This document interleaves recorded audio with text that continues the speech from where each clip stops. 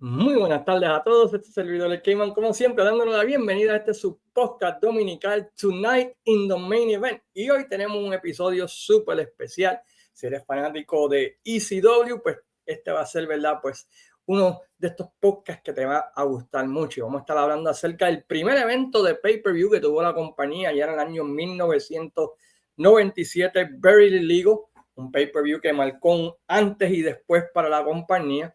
Y para hablar de este evento, tengo nada más y nada menos de invitado a una persona que respeto un montón. El research que hace este hombre a diario es increíble y me ha salvado un montón de veces de muchos podcasts que he necesitado información. Y también, pues tiene su propia página, World Wrestling Archive, que los invito a que chequen porque el hombre sigue poniendo todos los días, descubre y tiene un montón de cosas súper interesantes. Y estamos hablando acerca del gran Francisco Ahorrio. ¿Cómo estamos, jefe? Muy bien, muchas gracias por invitarme, Caveman. Un placer estar aquí contigo y poder hablar un poco de la lucha libre que me apasiona. Igualmente, hermano, un placer para ti, un placer para ti, un placer para mí. Un placer para mí tenerte, mala mía. El trabajo me tiene medio confuso hoy, pero no, un placer tenerte. Soy fan tuyo de tu research que haces, cómo lo haces. Yo creo que esa página del mundo te debe amar, esa gente. Sí, no, yo le he sacado de jugo a esa página. De una vez la encontré, comencé a hacer research y llevo ya como casi 3 años buscando detalle por detalle todo lo que pueda encontrar de lucha libre ahí en ese archivo, ¿no? Y ahora que te pregunto, ¿por qué ese interés? ¿Por qué? Ahora que te tengo a ti de frente y... Sí, la lucha libre, yo siempre, por claro está, desde pequeño la vi, desde probablemente finales de los 70, comencé a ver lucha libre en Puerto Rico y siempre me gustó, pero siempre por alguna razón me interesó la lucha libre y siempre me interesó el behind the scenes. Sí. En Puerto Rico no era muy abierto en ese momento, pero sí habían empresas independientes y habían cosas, detallitos que uno veía que siempre como que me llamaban la atención, pero no tenían información. Yo siempre estaba buscando, rescalando, ¿dónde yo puedo conseguir? ¿Quién es esta persona? ¿Quién es ese luchador que yo vi que entró ahí o que lo vi en una empresa independiente o que lo vi en algún programa y que yo no lo conocía? Y ahí comenzó el interés desde pequeño. Y después, pues ya de adulto, pues ya tuve la oportunidad en revistas y buscar información. Y así poco a poco me fui adentrando en eso. Sí, yo también fui igual que tú, me interesaba más el behind the scenes, el por qué se hacían las cosas, el términos de negocio, cómo se producían las historias y eso, se puede entender esa. Y también, al igual que tú, ¿verdad? Pues me gusta la historia y pienso, y estoy seguro que tú piensas igual, que la historia de Puerto Rico se tiene que resaltar porque el territorio de Puerto Rico para mí es igual o mejor que alguno de los territorios americanos o de cualquier otra parte del mundo. No sé si estás de acuerdo conmigo Sí, en no, eso. definitivo. Y especialmente cuando tú empiezas a comparar y ver cómo se producían, cómo se hacían. Y yo comencé entonces a ver Mid-South y cosas de Tennessee y lo que se hacía en Carolina del Norte, Florida. Y claro, tú comparas y dices, wow, esto está a nivel, ¿sabes? Es una cosa que está bien hecha, bien producida. Y yo creo que en muchas cosas estábamos hasta adelantados en esa época a muchos de esos territorios. Estoy de acuerdo contigo, estoy completamente de acuerdo contigo. Estás viviendo actualmente en la Florida. ¿Cuándo hiciste el brinco de Puerto Rico a...? Pues básicamente yo me mudé de Puerto Rico en el año 92 al estado de Nueva Jersey. Y de ahí, pues, ya tú sabes, trabajando en televisión, pues básicamente corrido de Nueva York para abajo hasta ahora que estoy en Tampa, Florida. He corrido todo eso desde el año, básicamente desde el año 92. Ok, eso te viniste un año después, porque yo me vine en el 91, así que tú pudiste ver lo que fue el Canal 13, Canal 18. Oh, sí, todo ver eso. ver todas las empresas. Todas esas empresas, World Class, NWA, todas las empresas que habían, que estaban en ese momento corriendo en el Canal 13, Canal 18, todas las vi. Sí, la teníamos, we had it good, ¿verdad? La teníamos bien nosotros en Puerto Rico. Había lucha libre para regalar. Sí, Y, Básicamente los fines de semana era un maratón de lucha libre. y, y eso sin incluir todas las horas que teníamos de Capitol, porque teníamos Capitol en español, teníamos Capitol en inglés, teníamos, ¿verdad?, otro programa de Capitol a veces de la semana. La teníamos bien. Sí, y estaba por todos los... había en el canal 4, en el canal 2, en el 11, ¿sabes? Había el 7 también teníamos Glow, teníamos un par de cositas. Si tú eras fanático de lucha libre, en Puerto Rico no se podían quejar en esa época de lucha libre. Había lucha libre, pero por montones. Casi 30 horas semanales de lucha libre. En un tiempo me puse a... Sí, yo creo que hace poquito había un recorte que yo hice del mundo precisamente de Riquín Sánchez, que hizo un desglose de cuántas horas de lucha libre había en Puerto Rico en una época, y de todas las empresas, o sea, de todo lo que se veía en esa época, y eran cantidades industriales de lucha libre. Sí, no te podías aburrir. Y más las revistas en inglés como Pro Wrestling Illustrated y The Wrestler y todo así. Sí, hay mismo también, que eso fue muchas de las revistas de la Capitol, más las revistas de americanas. Después empecé a ver las revistas de lucha libre de México, por ahí para abajo. Chévere. So, cuando te abordé, te dije, oye, mira, quiero hacer esto contigo. Rápido me mencionaste, uno de los primeros que me mencionaste fue este pay-per-view de ECW Buried Illegal. ¿Por qué escogiste este evento? Yo creo que, por ejemplo, para esa época que me había mudado en el 92, es llegar a Estados Unidos y comenzar a ver qué hay de lucha libre, porque es que sí, tú vienes, como te digo, venimos de todas esas horas de ver tanta lucha libre. O sea, en esta área, yo me había mudado al área del sur de Nueva Jersey, básicamente a 20 minutos de Filadelfia. Okay. ¿Y qué es lo primero que me encuentro cuando estoy llegando aquí? Empiezo a ver lucha libre independiente de esa área. El TWA, NWA New Jersey, había muchas pequeñas independientes, Monster Factory, que era WWA, sí, de Larry Sharp. O sea, había un montón de independientes y estaba literalmente en algunas a pasos de donde se hacía, y yo ni lo sabía. Yo me vine a enterar años después. Este es un man. Sí, después tú sabes que aquí era que hacían aquí filmaban tal cosa. Y yo, aquí era que hacían este show. Y había un flea market donde hacían WWA de Larry Sharp, que era sí, Monster Factory. Monster Factory, sí. Donde salió Bam Bam Bigelow para aquellos. Exacto. Y ahí fue donde básicamente yo me mudé, un par de años después yo me mudé a esa área, y todavía ellos hacían shows, y ahí estaba el ring en el mismo flea market, ¿sabes? Tú entrabas y estaba todos las carteleras, los posters en las paredes, el ring en el medio de ahí del flea market. So, me fui envolviendo hasta que llegó el sitio. ¿Hasta qué año estuviste en el área de New Jersey, Nueva York? Yo, esa área de New Jersey, Filadelfia, Nueva York, hasta el 99, que ahí fue que yo me mudé para Atlanta, Georgia. Ok, yo viví en Nueva York 2 años, okay, del 96 al 98. So, imagino que tú veías ECW por Sports Channel. Ya, Sports Channel Filadelfia. Ahí fue que yo comencé a verlo en el 93. Yo empecé a verlo desde Eastern Championship Wrestling. Yo creo que el primer episodio yo vi de Eastern Championship Wrestling. Sí, porque era donde nosotros recibíamos, a pesar de que vivías en Nueva York, recibías canales de Filadelfia, porque era el Tri-State Area. Ajá. Y recibía Sports Channel Filadelfia. Ahí fue que yo descubrí ECW, porque ECW no llegó a Chicago hasta 99, que por syndication, por uno de los canales locales, y después está cuando entraron a TNN. Sino antes de eso era por RF Video, que estaba basado en esa área también del Tri-State Area. Exacto, en esta área del Northeast. Y sí, y básicamente desde que comenzó Eastern Championship Wrestling, yo me lo viví todito, enterito, básicamente hasta ese año, hasta el 99, que fue que me mudé de Atlanta y como que perdí un poco del flow de ECW. Sí. Hasta esa época, sí. So, viviste los buenos años de ECW, que fue ese 95, 96, que fueron el peak de ellos, sí, básicamente. Y yo pienso todavía que si tú vas para atrás y ves 93, con finales de 93, Terry Funk contra Shane Douglas y Sabu, y ves un montón, ¿sabes? Terry Funk, Terry Funk se quedó con esa empresa de principio a fin, pero si tú ves todo el proceso desde Eastern Championship Wrestling, Eddie Gilbert y todo ese proceso completo hasta que ellos llegaron a ese peak, es brutal.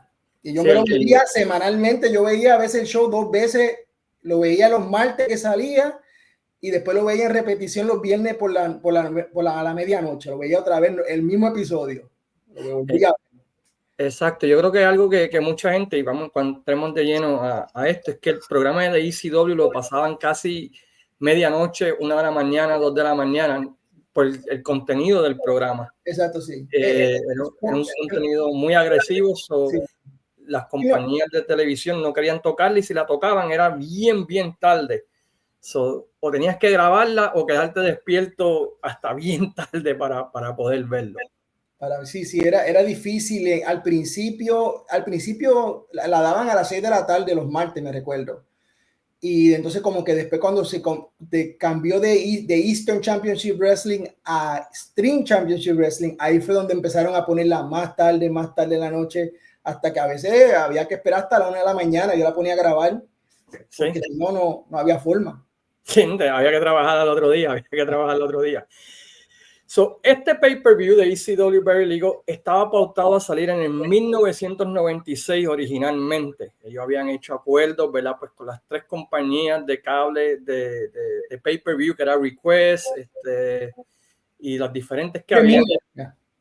Pero hubo un incidente que se llama el Mass Transit Incident, donde New Jack en una cartelera pues agarra a un muchacho de 17 años, aunque él decía que era mayor de edad, ¿verdad? Y pues lo masacra básicamente, le hace una cortadura donde el chamaco, aquello parece una manguera, una cosa bárbara, increíble, ¿no? Y uno de los podcasteros de aquella época, por darle un nombre, Wade Keller, envía ese video a las diferentes compañías de cable y le dice, ustedes van a dar un pay-per-view de esto. Y las compañías de cable, pues al ver el contenido, pues dicen, no, vamos a cancelar ese evento.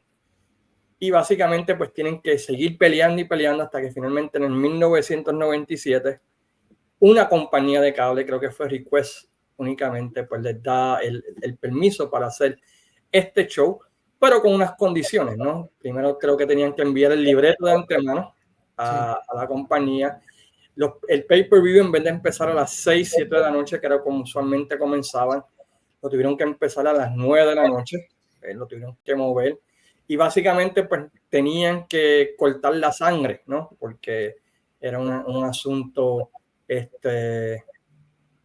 pues que no querían verlo, ¿verdad? Así que a pesar de esas condiciones, pues ellos se tiraron, hicieron este pay-per-view en Filadelfia. ¿Llegaste alguna vez a ir al ECW Arena, Francisco? Fui en una ocasión, pero yo en un tiempo viví muy cerca del ECW Arena, que es en la esquina de Ridner and Swanson Street. Y pues yo en el área de South Philadelphia, y yo me pasaba todo el tiempo por esa área porque viví en el sur de Filadelfia por un tiempo. Pero en verdad nunca pude ir a una cartelera de ECW. Fui a una cartelera de otra empresa, pero de ECW en todo ese tiempo no fui ni a una sola. Estaba all over the place. Sí. ¿Qué te iba a decir? Bueno, pero fuiste adentro. Oh, sí, entré. Si puedes describirla o compararla con una cancha, ¿cómo la compararías? ¿O no se puede comparar? Porque yo nunca tuve el privilegio de ir. Depende de la cancha, pero para mí era un almacén. Ok. Un big warehouse. Y si sales afuera, especialmente en esa época, el sur de Filadelfia no era picnic. At all. Y era fuerte el sur de Filadelfia. Y no era llamativo. O sea, si tú pasas por allí en aquella época, tú ni sabías qué era aquello. Era un almacén, básicamente. Sí, en cuanto a cómo se refiere a una cancha en Puerto Rico, tal vez de comparación, pues no creo que te la pueda comparar con una cancha Básicamente es como si agarraran un almacén y lo facilitaran para hacer lucha libre, básicamente. Lucha libre, sí. Es la mejor descripción que puedes dar. Sí. Después, bueno, ahora creo que lo remodelaron y se ve mucho mejor, me imagino. No he ido, ¿verdad? Pero hubo una remodelación después de ECW. Que es triste, ¿no? Que esperaron a que se fuera ECW para poder hacerlo. Sí, sí. Pues la cartelera se celebró el 13 de abril del año 1997 en la ciudad de Filadelfia, en ECW Arena. La asistencia fue de 1,250 personas. Y el buy rate estuve buscando y encontré diferente información. Algunos dicen 60,000, otros dicen 100,000. So, en algún lugar de esos dos extremos, ¿verdad? Pues está la venta de pay-per-views. Pero, ¿qué te pareció el que lo hicieran en ECW Arena, el pay-per-view? ¿Qué te pareció a ti esa idea? Yo pienso que era lo mejor que pudieron haber hecho. Porque aunque tal vez pudieran haberlo hecho en un sitio más grande y tal vez meter más personas, que yo creo que lo pudieron haber hecho, creo que le dio la esencia de ser el primer pay-per-view de la empresa dentro de lo que ECW Arena representaba en ese momento como, ¿sabes? Como lugar de lucha libre. Y te daba, si tú eras una persona que era la primera vez que veías el producto, especialmente en un pay-per-view por primera vez, tenías que vivir esa energía que salía de ahí. Sí. De esos fanáticos leales que estuvieron ahí desde el día 1 viviéndose esa lucha libre. Exacto, sí, porque ellos pudieron haber seguido al Philadelphia Civic Center, que era un sitio bastante, no era el estadio más grande, pero era un estadio bastante famoso, histórico de lucha libre, ¿no? Especialmente por la NWA. Pero sí, yo también estoy de acuerdo contigo de que lo que hicieran ahí, pues, le demostraba a la gente, este es un vibe diferente a lo que estás acostumbrado a ver de WCW y WWF. O sea, esto es totalmente diferente a lo que vas a ver. Y yo creo que empezando el pay-per-view te demuestran, esto no es la lucha libre usual que tú ves cuando salieron los Dudleys. ¿Qué te pareció el que empezaran así, con los Dudleys? Eso es puro hit. ¿Sabes? No había gente que no tuviera el hit más grande ahí mismo en Filadelfia que los Dudley Boys. ¿Sabes? Todo ese junte de los Dudley Boys con Joel Gardner y el Sign Guy Dudley era súper hit. ¿Sabes? Para empezar en la cartelera, ya tú sabes, ya tú entrabas con ellos dos insultando a los fanáticos. Esa gente se bajaba abajo, de pico a pico con los fanáticos. ¿Sabes? A insultarse, a mentarse la madre, bueno, de todo. Ahí no había PG. No, y la gente de inmediato, F.U. Devon, rápidamente la persona que estaba viendo el pay-per-view por primera vez decía, ¿pero qué es esto? Era el estilo Car Crash, ¿no? Yo tengo que quedarme viendo esto porque nunca he visto esto ni en WCW ni en WWF, so tengo que ver esto. La primera lucha, bueno, hubieron dos luchas de dark matches, Luis Piccoli contra Bo Mahoney y Chris Cherry y JT Smith, que eran parte contra los FBI, Little Guido y Tommy Rich. Pero la primera lucha del evento fue los Eliminators, John Kronos y Perry Saturn, contra los Dudley Boys por el campeonato mundial en pareja. ¿Qué te pareció esta lucha, Francisco? ¿Qué te pareció todo esto? Después de todos estos años, volverla a ver. O sea, yo no la vi actually cuando salió esa noche. Yo la vi actually en repeat. Okay. La semana después. Yo la vi en pay-per-view, pero no ese día, ¿no? Pero en general, como te digo, para empezar, un palo. Y lo que más me gustó fue el hit de principio de que todo el mundo estaba, tú me entiendes, y los Eliminators entraron y básicamente barrieron el piso con los Dudleys. Luego los Eliminators en ese tiempo lo estaban empujando. En el 1997 había una batalla entre quién era la mejor pareja, entre Owen Hart y British Bulldog en la WWF o los Eliminators, ¿verdad? Y aquí yo creo que era como una exposición a la gente que había comprado quizá el pay-per-view por primera vez. Estos son los Eliminators. No sé si tú tomaste ese mismo vibe. O sí. Ese mismo... No, y el estilo de ellos era tan intenso, ¿sabes? Volaban, eran hombres grandes, ¿sabes? Kronos era como 270 cuando estaba en forma, pero podía estar hasta casi en 290. Ese tipo volaba, hacía 450s, ese tipo hacía de todo. Y Saturn era sólido, tipo Steiner Brothers, ¿sabes? Se complementaban increíblemente. Sí, y a mí también me gustaban y otra vez, Cronos en ese tiempo, antes de que se descuidara, hacía unas movidas que tú decías, ¿no? Y Perry Saturn pues siempre ha sido un buen luchador. A mí lo único que me sorprendió fue que, como tú mencionas, fue básicamente un squash, ¿no? Fue los Eliminators barriendo con ellos. Yo pensé que quizás iba a ser un poquito más competitiva, pero la lucha estuvo buena por las movidas y por exponer a la gente a esa nueva pareja de los Eliminators. Sí. ¿Y qué te pareció lo que hizo? Los Eliminators ganan el campeonato. Luego de esto, Joe Garner sale al ring y dice en la escala Joe Garner, ¿qué fue lo que dijo? Sí, por puntuación, básicamente. Por puntuación, sí. Sí.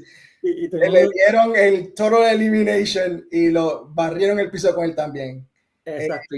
Sí, no, Joel Garner era un hit magnet. O sea, sí. El tipo, más que de salir, no tenía que decir ni una palabra. Y básicamente estaba todo el mundo chanting malas palabras, booing him, tremendo, tremendo. O sea, los poemas que se tiraba era una cosa increíble. I mean, it's like, wow, con lo que sale. Tú sabes quién me recuerda con el estilo ese que él hacía de la chaqueta sin camisa. Era como Rico Suave.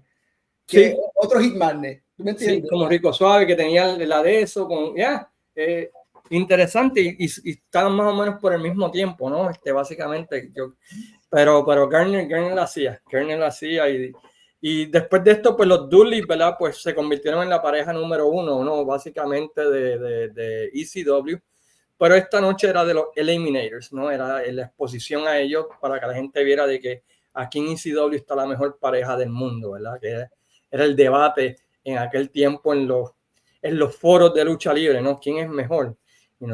Owen y British o los Eliminators. So, fue como el FU de Paul Heyman, ¿verdad? Todo el mundo de que estos son mis chicos. La segunda lucha, pues fue una lucha entre dos luchadores, ¿verdad? Pues que luego se convirtieron en superestrellas, en mi opinión, pero en aquel tiempo todavía pues no eran muy conocidos. En este caso, ¿verdad? Pues Rob Van Dam contra Lance Storm. ¿Qué te pareció esta lucha? Me gustó la lucha. Fue, ¿sabes? Tenían buena química, ¿no? Lance Storm era jovencito también, creo que tenía 23 años o 24 años. Y Rob Van Dam, básicamente de ahí en adelante se convirtió en, ¿tú me entiendes? The whole effing show. Sí. De ahí en adelante fue como que ahí fue donde se convirtió en una estrella grande Rob Van Dam. Especialmente luego lo que ocurre en la cartelera, ¿no? Ahí donde lo solidifica, ¿no? Como sí, lo que vamos, pero eso lo vamos a hablar más adelantito. Tuvo muy buena lucha. Hubieron partes donde hubieron un par de botch y un par de cositas aquí y allá que no... Yo creo que la parte donde de verdad se sufrió un poco fue cuando Lance Storm comenzó a usar la silla. Sí, esos sillazos estaban más flojos que un muchacho y todo el mundo se le vino en contra inmediatamente. Allí tú no puedes hacer eso. Sí. O vas a dar el sillazo o no, lo mejor ni la agarre. No lo intentes.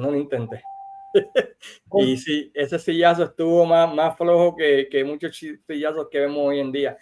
Pero Lance Storm, por ser abogado de él, voy a ser abogado de él, él venía de Calgary, era un luchador técnico, luego de eso fue a Smoky Mountain, donde usualmente pues no se usaban ese tipo, ¿verdad? Las sillas y todas esas cosas. So, estaba acostumbrándose, ¿verdad? Al territorio. Vamos para defenderlo. Pero sí, ese sillazo estuvo muy débil. Pero a mí también me gustó la lucha. Yo creo que fue la primera vez que había visto a Rob Van Dam, sinceramente. No me acuerdo haberlo visto antes.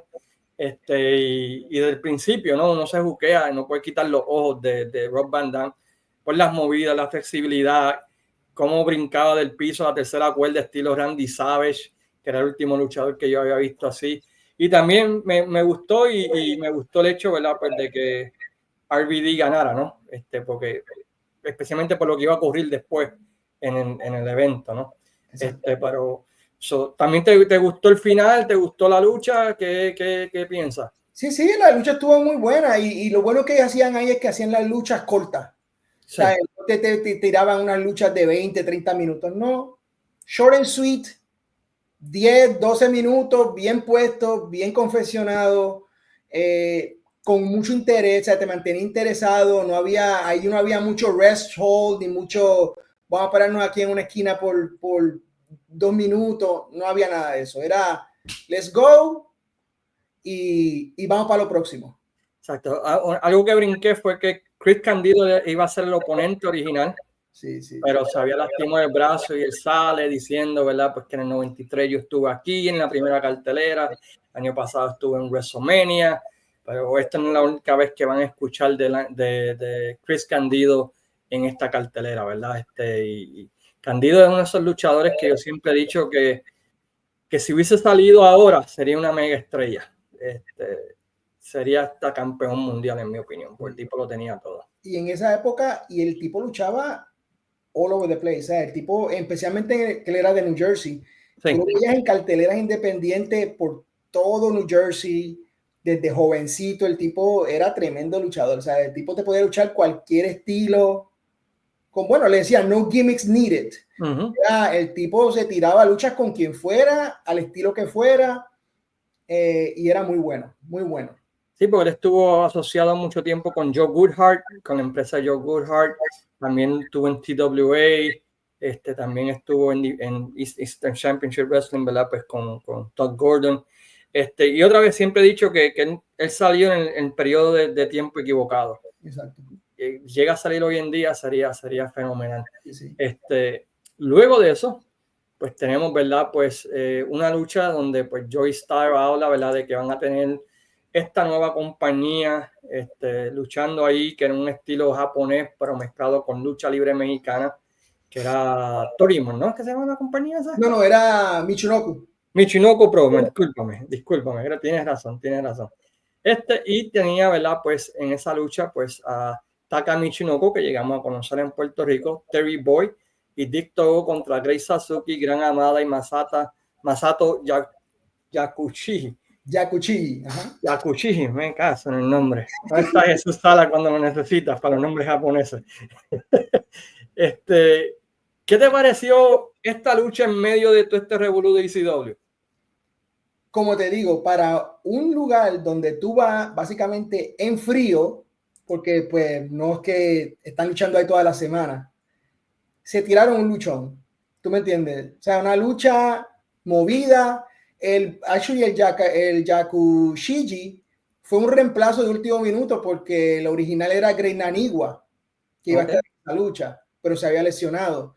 Y lo pusieron a él y básicamente ese chamaquito, que creo que tenía 19 años en ese momento, 20 años. Ese chamaquito era un bomb machine. Sí. Cogió bombs y hacía movida por todo ese ring. Y después tenía esa lucha recia de Gran Amada, ¿sabes? Que era recio, y Sasuke también volando por todos lados. Para mí, yo diría que está ahí entre las mejores de la noche. Sí, para mí fue la mejor de la noche. Para mí fue, bueno, en términos de lucha, en cuestión de historia, pues es otra cosa, ¿no? Pero sí, yo también quedé impresionado con esos 6. Ahora que vi la lucha nuevamente, luego de casi pues, 20 años que no había visto este evento, para serte sincero, o quizás hasta más, fue refrescante ver algo tan diferente, ¿no? En un show de ECW, y esta lucha es increíble. Y el hecho, pues, de que después de esto la WWF se llevó casi todos ellos, ¿no? Se los llevó a casi todos ellos, como pasó con WCW, que se llevó a Rey Mysterio y Psicosis de ECW, pero aquí fue donde primeramente los vimos, ¿verdad?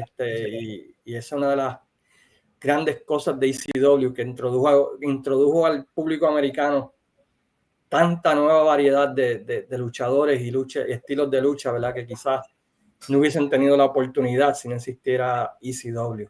No sé si estás de acuerdo conmigo, ¿no? Sí, no, definitivamente, ¿no? Te digo, ese talento, especialmente los que estaban en esa época de que era el Japan BWO, todos esos chamacos de jóvenes de Japón, explotaron en Estados Unidos de repente, ¿sabes? Tú los veías luchando por todos lados y tenían un crew, especialmente de las independientes de Japón, porque no eran de las grandes, ¿sabes? De la Japán, eran las independientes de Japón. Y en esa época eran top, o sea, estaban top, especialmente en las independientes de Estados Unidos. Sí, y esta lucha, pues, si nunca la han visto, altamente recomendada de este evento, porque la realidad es que es impresionante. Y hay uno Asai Moonsault que hace Grace Sasuke a Dick Togo afuera, espeluznante. Tú dices, si ese tipo falla y se mete con ese guardrail, de ahí va directo para el hospital. Recójalo y llega a Japón llega en pedazos. En pedazos. Y los bombs y la forma en que se daban sólidos, ¿sabes? Se veía sólido. ¿Saben? Si te iban a dar un Gran Amada que daba esos cabezazos, eso se veía sólido, se veía bien hecho. Sí. O sea, no había room, los palmetazos, todo era bien snug, bien sólido. Estamos de acuerdo. Y en esa lucha, ¿verdad? Pues Gran Amada, Masato Yakuchi y Dougray Sasuke derrotaron a Kai Tai DX, que era Dick Togo, Taka Michinoko, y Terry Boy a los 16 minutos. Luego de esto, pues tenemos una de esas luchas, ¿verdad? Donde ¿me estoy escuchando con eco? No, se escucha bien ya ahora.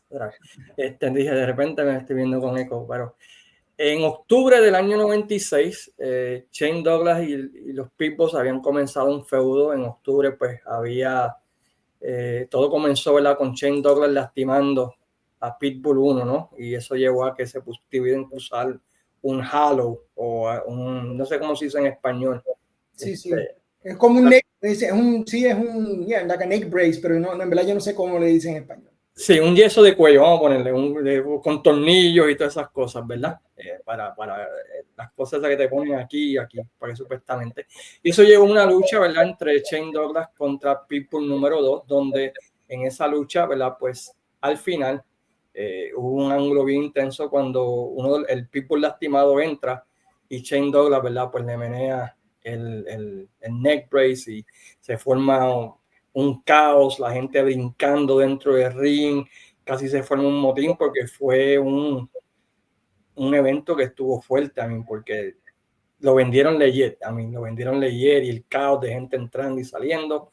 Eso esa lucha estuvo en la madre de octubre y esperaron casi noviembre, diciembre, enero, febrero, marzo, abril para hacer 6 meses para hacer la revancha que ocurrió aquí. ¿Qué te pareció a ti esta lucha? Yo creo que el build-up de la lucha fue lo mejor que la lucha. Sí, esta lucha duró demasiado. Un maratón. Esto no se quería acabar. Y hubo muchos errores, hubo de muchos momentos donde no estaba como la lucha bien puesta, organizada.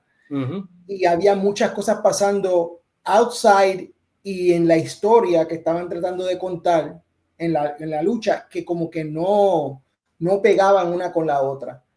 Y muy larga, demasiado muy larga. Yo creo que la lucha duró como 20 minutos o más. 20 minutos y la gente gritando, "This is boring". Bueno, la gente se le viró por completo esta lucha. Trataron de hacer una lucha titular vieja de la NWA, básicamente, ¿no? Pero no, en este público no funcionó. No. Y lamentablemente, porque para decirte la verdad, yo pienso que por lo menos del 93 a 94 por ahí, hasta esa época, hasta antes Shane Douglas, para mí era lo mejor que tú podías ver. ¿Sabes? Esa época de ECW, cuando él ganó el campeonato en la NWA y lo tiró en adelante, hasta que él se fue a la WWE, creo que fue en el 95. Sí. 95, 96, no me recuerdo. Ese tipo estaba súper over. Y si tú veías lucha libre indie o tú veías lucha libre de anything que no fuera las grandes, el tipo estaba súper over. Sí. Y yo creo que a él le afectó mucho el haberse ido a WWF. Cuando regresó nunca fue lo mismo en ECW. No sé si fue que la gente pues ya lo dejó de comprar, pero estoy de acuerdo contigo que entre ese 93 y 95 el tipo estaba increíblemente over. En las promos en contra de WCW, las promos en contra de Ric Flair, todo eso. Ya cuando regresó, pues como que, no sé si lo vieron como que te tuviste que tragar todas tus palabras e irte a la WWF, no sé, pero sí le afectó mucho, ¿no? Sí, el personaje ese que le dieron en WWF del Dean Douglas lo mató. Lo mató. Para recuperarse de eso está bien difícil. Y claro, él ya tenía un nombre en ECW y él seguía tirando muy buenas promos, pero ya no era, yo creo que la gente no lo veía igual. Sí, perdieron la fe en él, no sé, por alguna razón como que ya, y este último round, aunque tuvo un par de cosas chéveres, no fue lo mismo. Y él fue uno de los primeros que se fue de ECW. Sí. Entonces yo creo que eso también, que él fue como que traicionó lo que ECW significaba, porque todavía en esa época no había el boom de ok, vamos a brincar a las empresas grandes. Eso Sí. fue, pero en esa época todavía era greedy, independent, extreme, y entonces es como que fue el primer desertor de lo que ECW significaba en esa época, que estaba rompiendo. Sí, buen punto ese. Sí, y en ese aspecto sí estoy de acuerdo contigo de que fue uno de los primeros sellouts, ¿no? Como le llaman ellos, you sold out o lo que quieras decirle. Al final, ¿verdad? Pues Shane Douglas gana con el belly to belly. Luego de esto, corre en el ángulo, ¿verdad? Donde aparece un hombre enmascarado. Usaron un tipo en máscara con el Rob que decía Simply Ravishing. Eso fue basado en un ángulo donde Kerry Von Erich era un luchador misterioso y se puso con la máscara, ¿verdad? Pero atrás decía Kerry Von Erich, you know?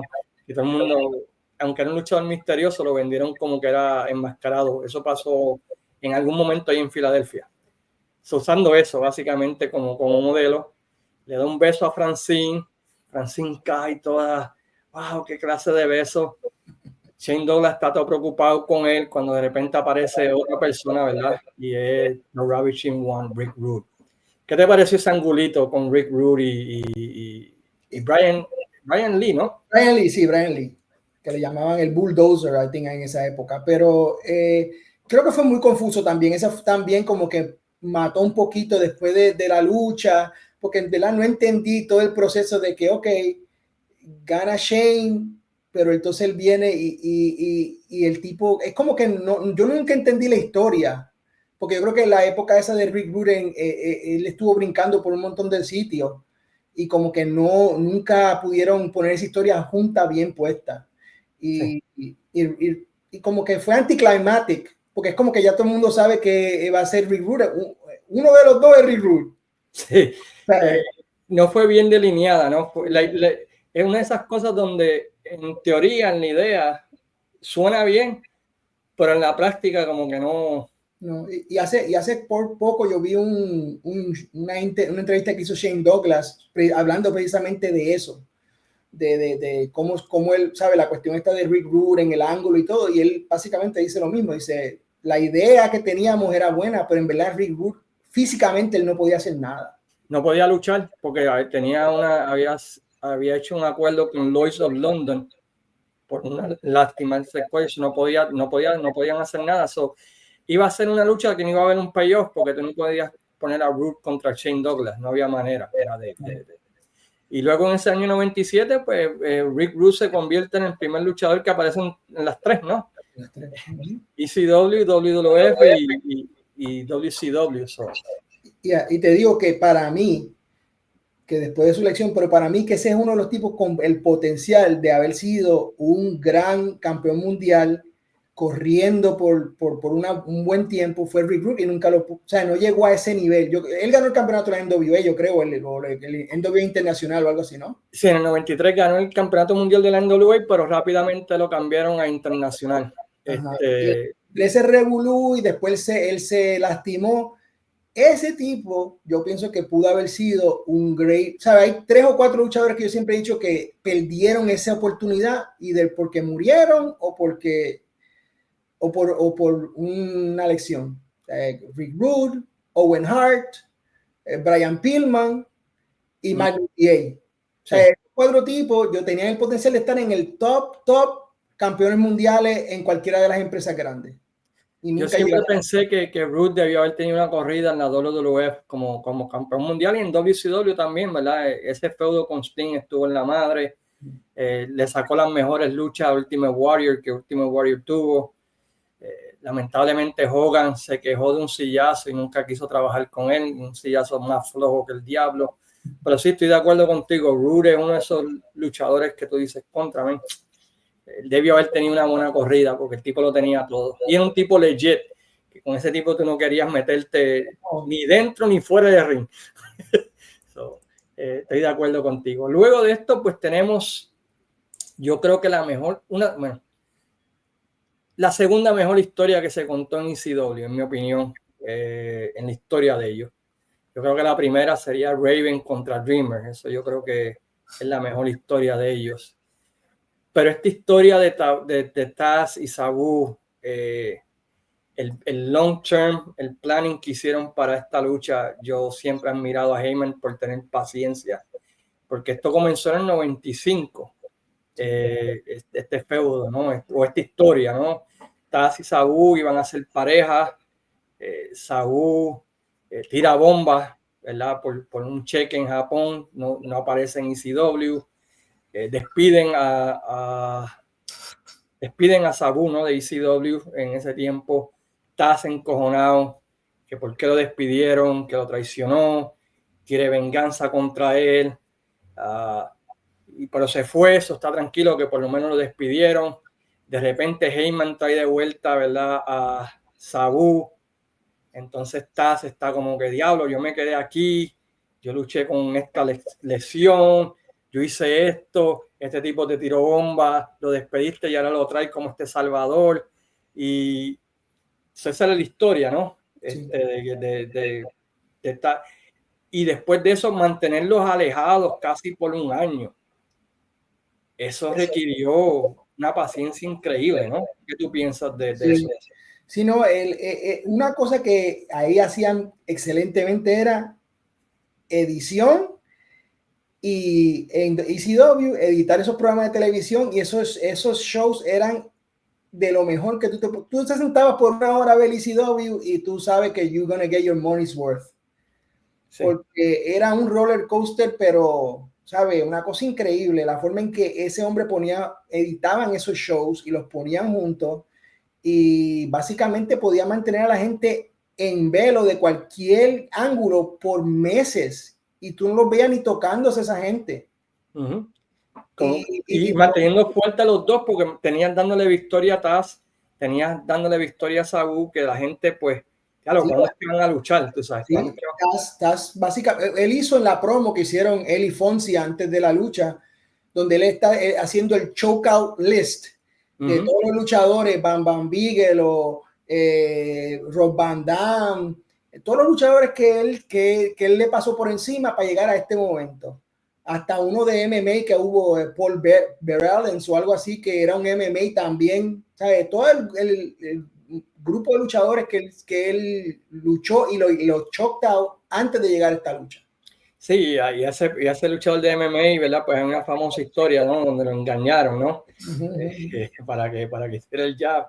Eso le pasa por pensar con el de abajo en vez del de arriba.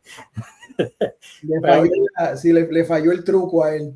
Sí, le falló el truquito, ¿verdad? Pero llegamos finalmente, luego de todo este tiempo, a la famosa lucha de Taz contra Sabu. ¿Qué te pareció esta lucha? ¿Llenó las expectativas para ti? Sí, te digo, venía de un hype grande y de un build-up larguísimo. Yo creo que sí me gustó.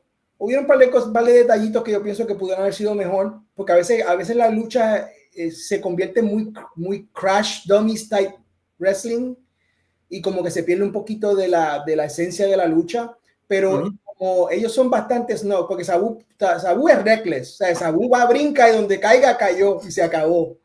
Si le cayó encima, no le cayó encima, si él fue el que se rompió el brazo o no, olvídate, él va a seguir. Subieron cositas, pero en general la lucha estuvo muy buena y lo que me gustó fue que la buildearon de una forma donde el mismo Sabu estaba tratando de hacerle un submission holds a Taz y ganarle con su propia llave a Taz. Sí, como sorprenderlo, como que engañarlo. Tú me estás esperando aquí, yo te voy a tirar por acá. básicamente. Y no solamente basarse en lo aéreo completamente y en el hardcore crash, sino que también tratar de, ok, vamos a un poquito ras de lona o suplex here and there, y vamos a tratar de, ok, déjame ver si yo te puedo colocar una llave a ti también. Y entonces te enseña un poquito de Sabu, lo que tenía Sabu. No solamente, ok, él va a brincar y va a romperse los dos brazos y sangrar por todos lados. Hubo un poquito de más lucha. Psicología, más Clásica. psicología, más historia dentro de la lucha. A mí también me gustó, básicamente por ese aspecto, ¿verdad? De que era una lucha diferente a lo que yo esperaba. Yo esperaba más hardcoreosa. So, me sorprendieron un poquito y el build-up al final también, porque Taz estaba tratando de conseguir su submission a través y Sabu seguía saliendo de ello hasta que finalmente, ¿verdad? Pues cae y no puede levantarse. Luego de eso, me sorprendió que Taz agarra el micrófono y trata de hablar bonito con Sabu. Luego de 2 años de hablándose peste, ¿verdad? Pues de repente, pues vamos a hacernos panas, vamos a hacernos amigos. Sabu le da un abrazo y ahí qué ocurre en ese momento. Ahí viene básicamente RVD, y en su segunda aparición de la noche, básicamente confronta a Taz. Hay un pequeño scuffle ahí en el cuadrilátero y Sabu ataca junto a Rob Van Dam, atacan a Taz. Sí. Y Bill Alfonso pues comete el pecado capital y traiciona también a Taz y se une, ¿verdad? a la pareja de Sabu y RVD. Y para mí la pareja de Sabu y RVD fue increíble. Esa parejita bien underrated, no muy bien recordada por alguna gente, pero esa gente tuvieron unos luchones increíbles como pareja. Sí, esas luchas que tuvieron con Chris Benoit y no me recuerdo quién era la pareja de Benoit. ¿Era Malenko? ¿Era? Creo que sí. Ahora el Triple Threat. Sí, pero exacto, pero y en un momento fueron Tuco Scorpio. Hubieron tantas parejas que se enfrentaron a Sabu y Rob Van Dam, pero estaban una pareja, pero brutal. O sea, y en Heatwave 98 tuvieron una lucha contra una pareja japonesa que también estuvo en la madre. Estoy tratando de acordarme el nombre de la pareja, pero ahora mismo no me acuerdo. Pero a mí me gustaba. ¿Cómo se llama él? O sea, que les llamaban Hakushi, creo que le llamaban en WWE. Dame ver. Yo quedo aquí rapidito, aquí Heatwave 98, mientras seguimos buscando aquí. Y definitivamente como cuando se unieron como pareja, una pareja, pero yo diría que top en esa época, porque le tiraron a todo el mundo. O sea, todas las parejas, no parejas, individuales que se unieron para ir contra ellos, cayeron frente a Sabu y RVD. Sí, contra Hakushi y Hayabusa. Fue en Heatwave 98. Yeah. Esa lucha, si nunca la han visto, chequen. Sí, tremenda lucha también, muy buena.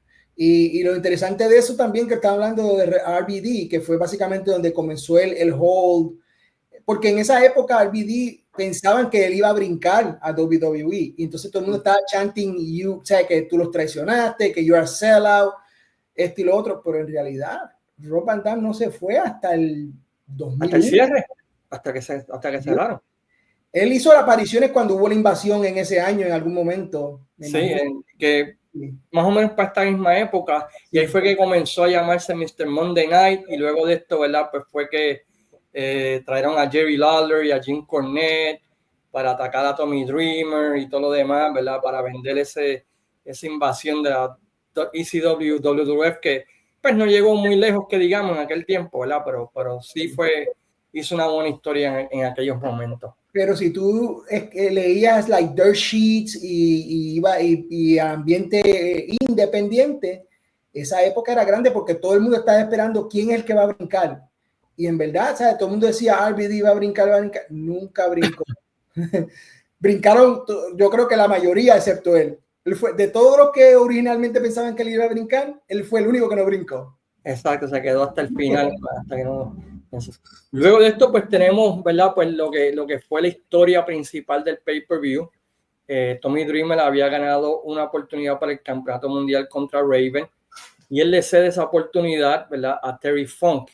Y esto pues trae un caos y esto lleva, ¿verdad?, para que la ECW decida pues hacer un three-way entre, ¿verdad?, pues los tres contendientes principales, y el ganador pues iría por el campeonato mundial contra Raven. En aquel tiempo Stevie Richards, quien había sido un aliado de Raven, se había desligado de él y había creado, ¿verdad?, pues el fenómeno que fue el Blue World Order. Y si ustedes no vivieron en el 97 para entender eso, créanme, el Blue World Order era algo que empezó como un chiste y se puso super over. Y yo me acuerdo en todos lados ver las malditas camisas a BWO, por lo menos en el noroeste de Estados Unidos, en New York, Connecticut, que era donde yo me pasaba. Y se convirtieron en un click, básicamente burlándose del NWO, ¿no? Tenía que si Blue Mini era Sí, Blue Mini era Scott Hall, y Cool era Kevin Nash, y y Nova era Hollywood Nova. Hollywood Nova, yeah. Y tenían, ¿verdad? Pues tenían a Six, un chamaco con la cámara. No, inventaron todo un mundo, ¿verdad?, burlándose de la NWO, y les quedó fenómeno. Y sorpresivamente Stevie Richards se puso increíblemente over. So, no era como que el tercero que añadieron por añadir en esta lucha. En el 97 Stevie Richards estaba increíblemente over, ¿no? Con ese Blue Order. Y Sandman, quien había sido, ¿verdad?, pues era la cara de una de las caras de ECW en esta lucha. Hicieron un three-way donde todo valía y el ganador se enfrentaría inmediatamente, ¿verdad?, pues a Raven por el campeonato mundial. ¿Qué te pareció esta lucha? Tremenda. O sea, sí, tremenda. Si tú quieres una lucha a gimmick match, donde tú vas un three-way, especial como tú siempre dices, de los three-ways, que lo que siempre me gustó de eso fue, a mí también me gustaba eso, que no era te gané, le plancharon y se acabó. No. Ahora vamos a los dos finalistas. Eso siempre me ha gustado a mí también, ese estilo. Y eso fue también un Crash Test Dummies kind of match. Lo único que a mí siempre, cuando uno lo ve años después, es la música. Sí, todo este pay-per-view que está en Peacock, por si acaso quieren verlo, o si compraron el video de One Night Stand, que es el número 2, que está incluido ahí. La WWE pues mata el sonido, ¿verdad?, de la música. Era uno de los elementos más fuertes, y yo diría que el número uno de esa empresa, y era la música, y esos licensing agreements que no se pudieron llegar a ellos, especialmente para un Sandman, que tiene una entrada que dura a veces hasta 10 minutos, él afuera, fumando, bebiendo cerveza, con la música de es bien anticlimático. Si tú has visto el producto, entonces lo ves en un pay-per-view. Si tú nunca lo viste, pues nunca lo viste. Pero si tú eres un fan, duele. Entrada, te sabe a mierda, básicamente, porque no pega. Sí, es como la entrada de Tommy Dreamer con Man in a Box. ¿Sabes? Es que le caía tan perfecto a él esa canción de Alice in Chains, que escuchar la versión de WWF es como que no, le quita. Sí, no, la lucha estuvo buena.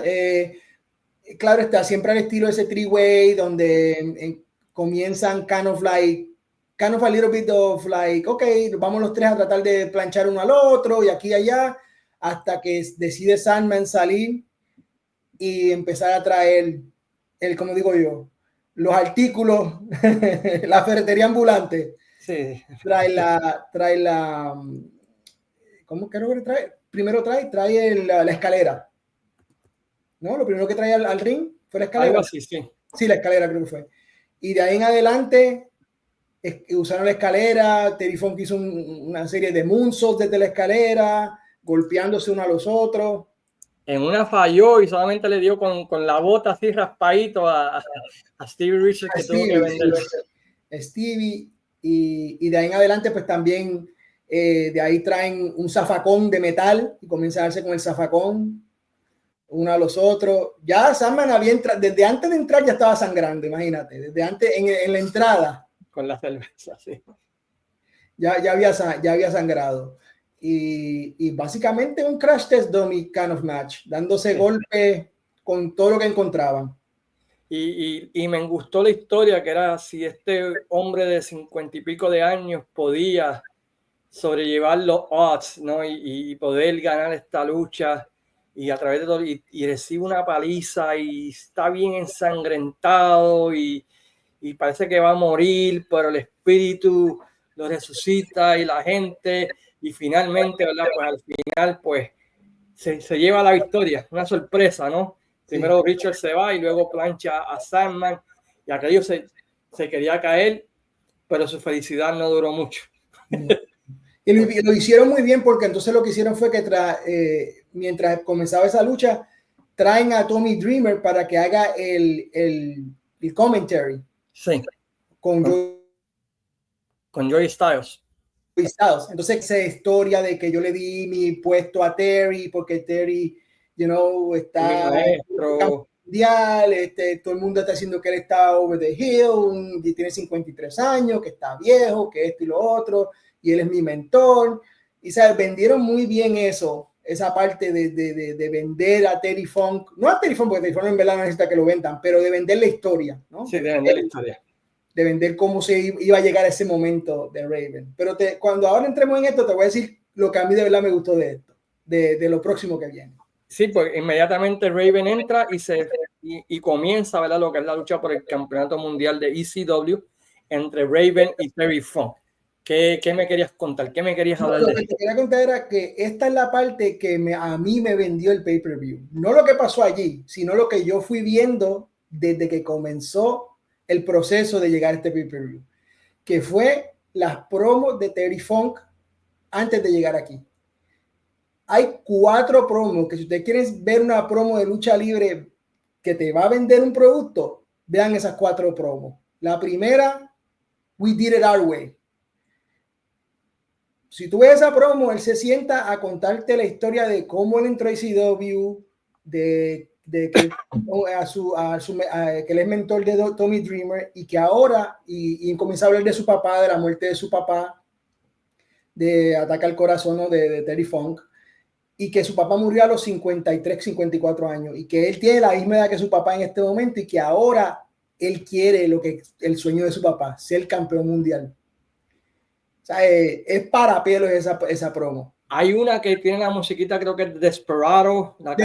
Sí, esa es otra que hicieron con Desperado, que es la que él, pero esa es la última. Sí. Básicamente hace esta primera promo, de ahí brincan a básicamente lo que sería el reto, donde él reta en la segunda promo a Raven. O sea que Raven tenía ese estilo donde las promos de él eran sentado en una esquina, en cualquier esquina. Que él llorando del mundo y quejándose de la humanidad y de que el mundo me odia y quiero suicidarme. Sí. Bien emo. Sí. Entonces, básicamente, después que él está humillando a Terry Funk, diciéndole que él está over the hill, que él no sirve, te tiró un montón de promos Raven antes de llegar ahí, ¿no? A esa promo en específico, donde básicamente decía, él no lo tomaba ni en cuenta como un retador, tú no estás a mi nivel, yo estoy en my peak, tú estás ya a punto de retirarte, tú no sirves, y lo confronta a Terry Funk. Lo confronta y como lo filmaron, que es lo que más me gusta de esta gente, lo filman ese estilo de Quentin Tarantino. Sí, Pulp Fiction, le llamaban los Pulp Fiction spots. Que la música y la entonces tú ves solamente del waist down, ves a Terry Funk y las botas y los maones, y le comienza a confrontar que está en el suelo, ¿no? A Raven, y diciéndole, tú me entiendes, tú me estás subestimando, párate, vamos a pelear, vente, tú crees que yo no puedo, vamos a pelear, vente, párate. Y Raven le dice, no, yo no estoy interesado en pelear contigo, a mí no me importa. Hasta que finalmente terminan la promo cara a cara, Terry Funk se le pega en la cara al frente, diciéndole, yo te voy a ganar, yo te voy a vencer, vente, vamos a pelear. Y ahí termina la promo y llegan a la tercera promo, que es la promo donde finalmente se tocan. Sí. Donde finalmente está Raven en un locker room, entra Terry Funk y Terry Funk imita a Raven, se sienta él en el suelo, comienza a tirarle a Raven y decirle, tú no tienes los cojones para pelear conmigo, yo soy un viejo y tú no te atreves, tú te pasas llorando, tú eres un llorón, tú eres un crybaby, mete mano, vente ahora, vente mano. Entonces ahora es al revés, ahora es Raven que le está diciendo, levántate, levántate, vamos a pelear. Ahora se viró la tortilla. Se enredan en el locker room y ahí termina esa tercera promo. Yo estaba ya con, ¿sabes? Goosebumps. Ya tú estabas, here's my money, aquí está mi dinero. Sí, no, ya yo estaba, ¿sabes? Desde enero. Buildearon todo eso desde finales de enero hasta básicamente el mes de marzo. Sí. Y en la última promo fue donde Funk va hasta la tumba de su papá, que fue la cuarta promo. Y ahí empieza a hablarle a su papá, decirle que él va a ser campeón, que él le promete, que yo sé que tú vas a estar aquí en espíritu conmigo allí en esa noche y yo voy a volver a ser campeón mundial a los 53 años de edad. Y muchachos, ya ahí yo dije, espérate, ¿dónde está? ¿Cuándo empieza esto? Sí, sí. Yo quería la lucha ese día. Y olvídate del three-way, dásela directamente a Funk. Sí, ya, a mí no me importaba ni three-way, ni two-way, nada. Yo quería ver esa lucha, pero era ya. Fue tremendo build-up de cómo tú vendes un producto, que es lo que estamos hablando los últimos meses, de qué está pasando, que no se pueden vender la lucha libre. Así tú vendes lucha libre. ¿Y cómo vende a una leyenda todavía? Sí, un tipo de 53 años, que aunque Funk es una leyenda yo diría desde el día casi día 1, pero sí, eso se puede hacer aquí y en Puerto Rico. O sea, en Puerto Rico se pudo haber hecho un montón de veces y no se hizo. No se hizo. Y aunque ganara, y yo no me digas que aunque ganara el veterano, sí, pero está building al otro. Aunque al final gane el veterano, pero está building a alguien. Sí. Aunque le gane. Exacto, y estás buildeando o construyendo para un final feliz en la cartelera grande. Exacto. Y aquí, pues, no tan solo eso, pero tienes a Raven masacrando a Terry Funk, entra un doctor a ver a Terry Funk, Tommy Dreamer, no paren la pelea, Terry Funk es un tough guy, él no quiere irse así, y Terry Funk, ¿verdad? Todavía con vida, Raven masacrándolo, olvídate, parecía que el sueño, la promesa de su papá no iba a ocurrir, de que iba a fallarle a su papá, de que iba a mentirle a su papá. ¿Y qué pasó al final, Francisco? Bueno, al final hubo como una pequeña melea ahí de todo el crew de Raven. Entra, ¿cómo se llama? Reggie Bennett, que era una luchadora bien conocida en Japón específicamente. Ataca a Funk in there. Hay otro melee en el otro lado de Tommy Dreamer tratando de entrar a la lucha. Aparece de la nada Big Dick Dudley y le aplica, entonces finalmente trata de aplicarle básicamente terminó tirándolo actually Tommy Dreamer a él en una pila de mesas en la afuera. Finalmente entra Tommy Dreamer a la lucha, le aplica una DDT a Raven y de ahí aprovecha a Terry Funk con una small package para llevárselo y convertirse en campeón mundial. Y aquello se quería caer y gracias a Dios que el final ocurrió cuando ocurrió, porque un minuto después el generador de electricidad del estadio o de la arena o del warehouse o del almacén se quemó. Quedó. Si hubiesen tardado un minuto más en hacer ese final, no hubiese salido en televisión. No hubiese salido ese final. Y todo el mundo estuviese odiando ese evento, pero el visual de Terry Funk celebrando tan sangrentado con la fanaticada es uno de los mejores visuales de ese 97, en mi opinión. Sí. De ese año 97. Toda esa gente chanting ECW, chanting Terry Funk, y él abrazado con Tommy Dreamer, eso es, olvídate, el clímax de lo que un pay-per-view debe ser. O sea, un pay-per-view debe terminar así. gente contenta, gente con una historia que será recordada. Y yo me acuerdo que uno pensaba, ok, ECW tiene un chance aquí. ECW, o sea, porque otra vez no sabíamos todo el aspecto de la situación económica que tenían, ¿verdad? Donde ellos básicamente nunca hicieron dinero, ellos siempre estaban en déficit. Pero esa noche tú decías, tienen chance. Tienen un chance de competir con las otras dos. Porque todavía WWE estaba media cerrada todavía. WCW estaba caliente, ¿no? Con lo de Sting y la NWO. Pero con WCW tú siempre sabías que era cuestión de tiempo en que la cagaran, como dice uno. Porque Sí. siempre que tienen algo caliente la cagaban. Sí, no. No, WWE, yo creo que vieron este pay-per-view y dijeron, we need to do something, ¿sabes? No sé si fue WWE en realidad o fue Paul Heyman empujando para WWE, pero si tú ves ese pay-per-view y tú estás viendo lucha libre y tú no dices, ok, nosotros tenemos que buscar a esta gente, porque esta gente está poniendo un producto ahí con lo poco que tienen, ¿sabes? De tripas corazones, están poniendo un producto que está a la par o más arriba que nosotros ahora mismo. Sí, ¿no? Que se sentía más real, se sentía más greedy, había un público que quería ese tipo de producto, ¿no? Especialmente aquellos que se criaron con la NWA de los 80, que era un producto donde pues, tú veías sangre, veías luchas de estipulaciones, veías historias largas, promos. De repente, pues eso se fue. Sí. Hasta que llegó ECW, ¿no? Básicamente. Y todo lo que, ¿sabes? Todo lo que nació después de eso, que Combat Zone Wrestling, IWA Mid-South, ¿sabes? Son off de esa época, de ese estilo de ECW. Que... Tristemente XPW, ¿no? Tristemente. Sí. Lamentablemente eso fue un disparate, pero sí. Attitude Era básicamente vino de ahí. Vino de ahí, I mean, de ese estilo, ¿no?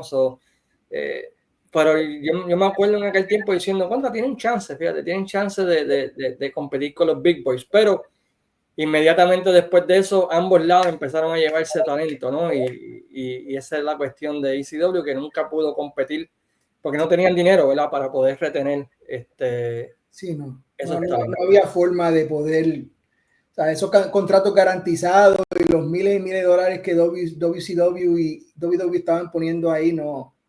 O sea, tú estás hablando de una empresa que para ellos meter 1,000 personas en un warehouse comparado a unas compañías corporativas que estaban metiendo miles y miles de personas en estadios.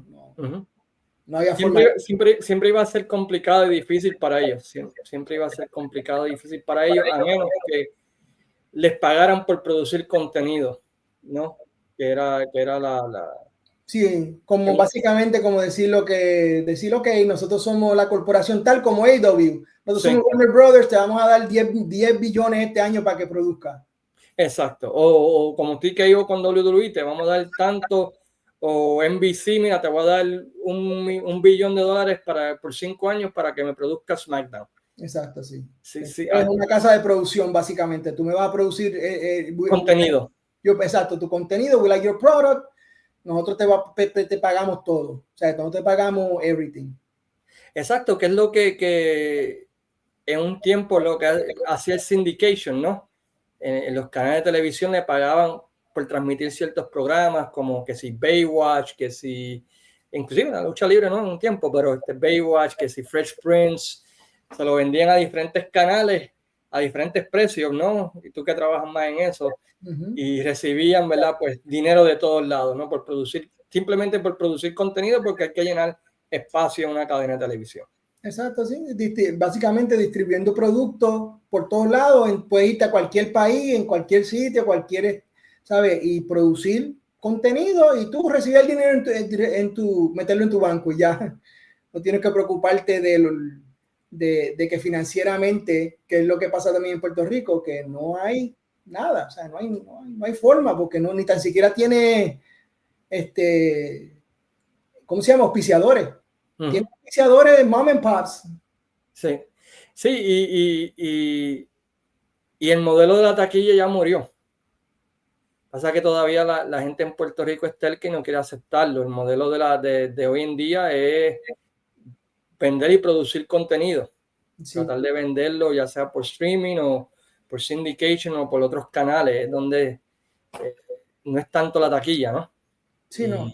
Y ahora tú puedes, si tú quieres, puedes producir lucha libre sin público, básicamente. Sí. Y producir contenido, producir luchas y venderla porque canales necesitan material para llenar el espacio, ¿no? Antes se hacía estudio wrestling. ¿Y cuántas personas habían allí? 100, 200 personas en el estudio wrestling. Como máximo. Pues entonces, pues se hacía, pero había auspicio. Tenía hace poco puse yo un video, ¿sabes?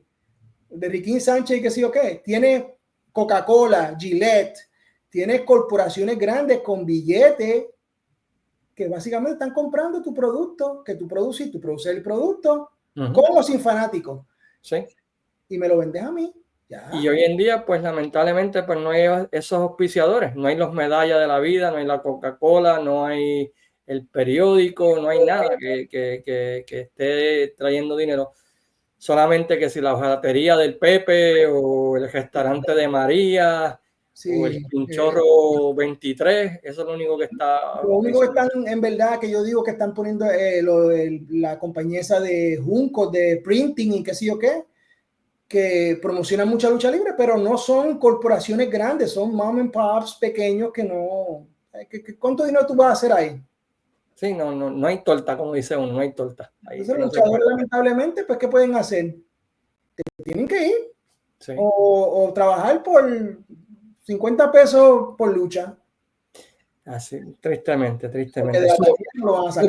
Opinión final del pay-per-view. ¿Debería la gente verla? ¿Quién no ha visto este pay-per-view? Si tú quieres ver, como te digo, una época, una era de lo que los 90 fue en lucha libre, especialmente si te gusta la lucha libre independiente, lucha libre que era progressive wrestling, meaning ellos básicamente build lo que ustedes están viendo ahora. Sí. Salió de allí. No salió de WWE ni salió de WCW, salió de allí. Yo creo que toda compañía de Puerto Rico debería estudiar ECW y ver lo que funcionó y no funcionó con un budget limitado, de que se puede hacer buena televisión con un budget limitado. Es una lección, ¿no? Y no imitar lo malo, porque hay cosas que tuvieron malas, ¿no? Que llevaron. Ellos cometieron muchos errores. Sí. Pero en cuanto al producto se refiere, miren, a lo que ellos te vendían a ti como fanático, lo que tú veías al aire, no hay duda de que te vendían un producto que valía la pena sentarte a verlo. Yo no me perdía un minuto de esa empresa. No, porque te perdías algo. Si te parabas y te ibas, literalmente te perdías algo. Sí, había semanas que por el trabajo, por cuestiones, yo me iba de viaje o estaba de vacaciones o lo que fuera, y yo me perdía 1 o 2 episodios y te volvías loco porque tú dices, ¿qué pasó aquí? O sea, ¿qué pasó? Me perdí 1 semana, 2 semanas y me estoy perdido. Tenía que volver otra vez a tratar de ver cómo puedo yo ahora encajar este pozo. Catch up, como dice uno, a eso. Yo también lo recomiendo, es un tremendo evento, muy bueno.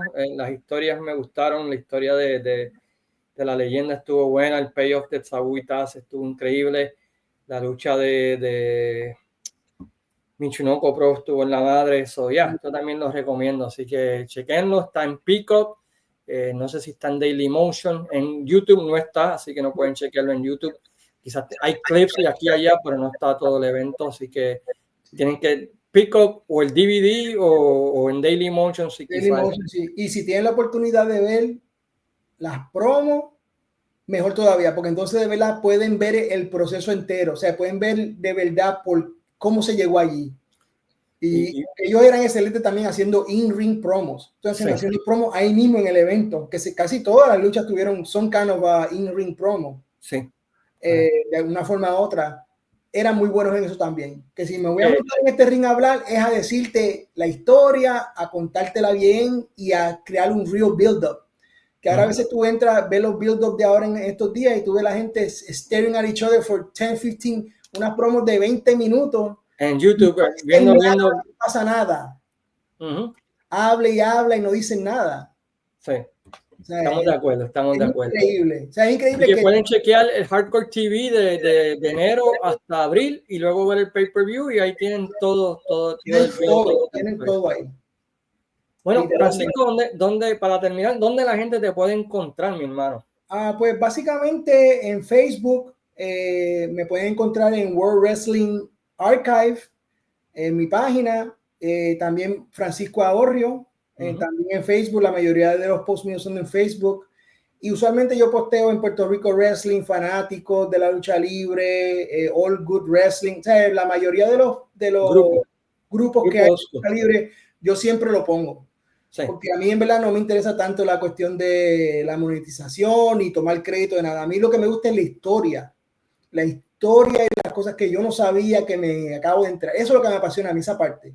La parte de poder ver cosas que yo ni sabía ni me había enterado y poder que otra gente también la experimente y las vea y se las goce como yo me las gozo.